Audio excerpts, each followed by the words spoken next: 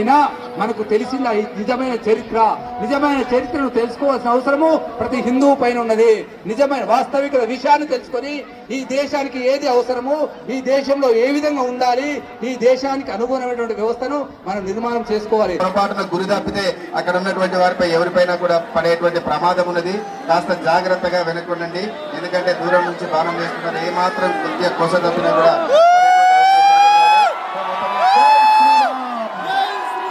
రాక్షస సంహారణం, చెడును నశింపజేసేటువంటి మహోత్కృష్టమైనటువంటి ఘట్టం ఇప్పుడు ప్రారంభమైంది. ఆ యొక్క నిప్పురవ్వలు మొత్తం రావణాసురుని పూర్తిగా దహింపజేస్తున్నాయి.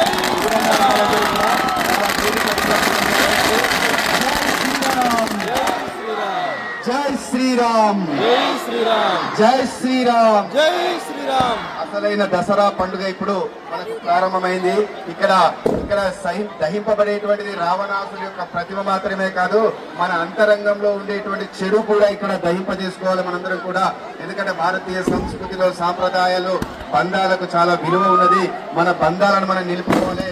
మనలో ఉండేటువంటి అసూయ, రాగద్వేషాలన్నింటినీ కూడా నశింపజేసుకొని మనందరం కూడా అమ్మ, నాన్న, అక్క, తమ్ముడు, భార్య, పిల్లలు ఇలా ప్రతి ఒక్క బంధాన్ని నిలుపుకునే విధంగా ఎలాంటి పొరపక్షాలు లేకుండా, డబ్బు ఉన్నదా లేదా, ఉన్నవాడా లేనివాడా, ఉద్యోగం ఉన్నదా లేదా, ఇలాంటి ఏ అభిప్రాయాలు పెట్టుకోకుండా మనుషులం, మానవత్వం కలిగినటువంటి వారం, మహనీయులం అనేటువంటి విషయాన్ని గుర్తుపెట్టుకోవాలి. ప్రతి ఒక్కరు కూడా చాలా అద్భుతమైనటువంటి సన్నివేశం ఇక్కడ ఆవిష్కృతం అవుతా ఉన్నది.